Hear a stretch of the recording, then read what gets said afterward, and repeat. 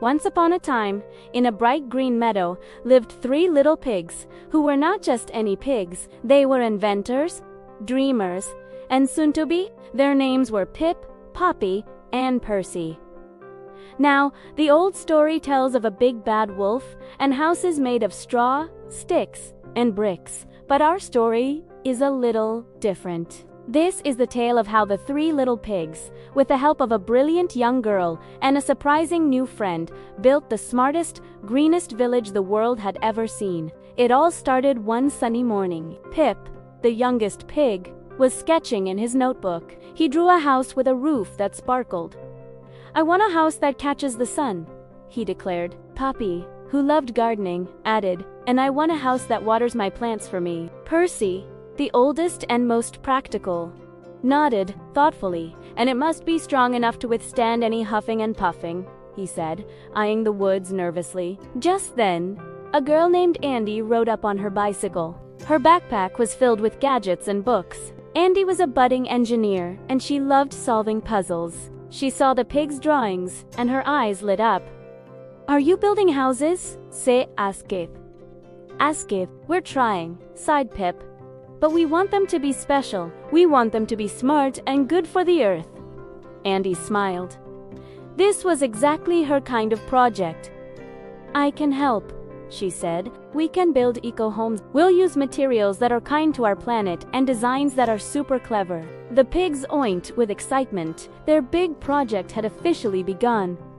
Andi pulled out her tablet and started sketching. "For your roof that catches the sun, Pip," she explained, "we won't just use regular tiles, we'll use solar shingles. They look like normal shingles, but they turn sunlight into electricity to power your whole house." Pip's curly tail wiggled with joy. Next, she turned to Poppy. "For your self-watering garden," Andi continued, "we'll install a rainwater harvesting system. Gutters will collect the rain from your roof and store it in a big tank. Smart sensors in the soil will know when your plants are thirsty and give them a drink, so you never waste a drop." Poppy imagined rows of juicy tomatoes and crunchy carrots, all watered perfectly. Then, Andi looked at Percy's serious face. "And for strength," she said, "we'll forget about plain old bricks. We're going to make our own She explained how they could take plastic bottles, stuff them tightly with clean, dry plastic waste, and use them as building blocks. They're incredibly strong, great insulators, and they help clean up the environment at the same time." Percy was impressed. A house that was strong and cleaned up the forest? That was genius. So, the 4 friends got to work. Their building site wasn't messy or noisy. It was a hub of creativity and teamwork. They gathered discarded plastic bottles from the forest floor, cleaning them and stuffing them to create hundreds of colorful, sturdy. They used reclaimed wood from fallen trees for the frames of their houses, making sure no healthy tree was harmed. For insulation, they didn't use fluffy pink stuff. Instead, they used recycled denim-old blue jeans which kept the houses warm in the winter and cool in the summer. Pip's house was the first to take shape. The solar shingles on his roof gleamed in the sun, already generating power for his lights and his music player. Poppy's house was next, with its clever rainwater system and a beautiful vertical garden climbing up one wall, filled with herbs and strawberries. Percy's house, built with a double layer of eco bricks, felt as solid as a mountain. Each home had big windows facing the south to let in natural light and warmth, and a smart layout that made the small spaces feel open and airy. Their little corner of the meadow was transforming into a futuristic village. But they weren't the only ones watching the construction. Deep in the woods, the big bad wolf had been observing them. He saw their strange building materials and their unusual designs. He wasn't thinking about huffing and puffing, though. He was fascinated. This wolf was different. He was a tinkerer, an inventor in his own right, and he was obsessed with the power of the wind. One afternoon, as the team was trying to figure out how to power their village water pump, the wolf cautiously stepped out of the woods. The 3 pigs immediately hid behind Percy. Andi, however, stood her ground, curious. "Can I help you?" asked. The wolf shuffled his feet, holding up a blueprint he'd drawn on a piece of bark. "I see you're using the sun," he said, his voice a low rumble. But have you thought about using the wind? He unrolled his drawing. It was a detailed plan for a small-scale wind turbine, crafted from bicycle parts and old metal sheets. The wind on this hill is very strong, the wolf explained. It could power your water pump and even light up the whole village at night.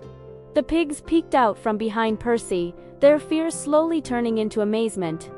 Andy's eyes widened. The wolf's design was brilliant. It was simple, efficient, and used only recycled materials. "This is incredible!" Andy exclaimed. Will you help us build it?" The wolf broke into a wide, toothy grin. "I'd love to," he said. And so, the most unlikely team was formed. The big bad wolf, once the villain of the story, was now their lead engineer for wind power. A workhead side by side with Pip, Poppy, Percy, and Andy. He showed them how to shape the turbine blades to catch the most wind and how to build a generator from an old bicycle dynamo. Together, they built not one, but 3 small wind turbines that dotted the hills around their village. When the wind blew, the turbines whirled to life, and the village lights flickered on, casting a warm, gentle glow. The water pump gurgled happily, providing fresh water for everyone. The wolf's contribution had completed their vision. Their village was now fully sustainable, powered by both the sun and the wind. News of the eco-village spread throughout the forest. Other animals came to see the houses made of bottles, the roofs that made electricity, and the turbines that spun in the breeze. They saw how the pigs' homes were safe, comfortable, and beautiful. They saw a community that worked together, turning waste into wonders. The wolf was no longer known as Big and Bad, but as Wolfgang the Wind Engineer.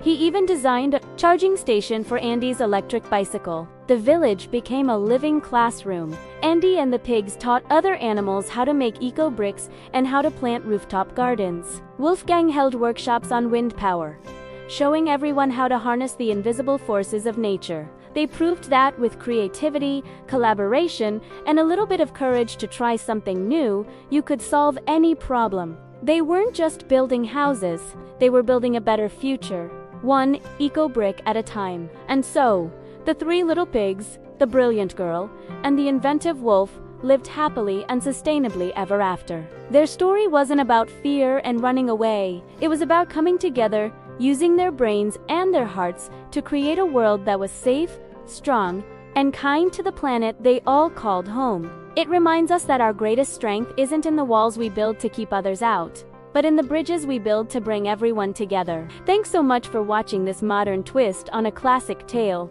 What other fairy tales do you think could use an eco-friendly update? Let us know in the comments below. And if you enjoyed this story, don't forget to like, subscribe, and hit that notification bell for more creative and inspiring content. See you next time!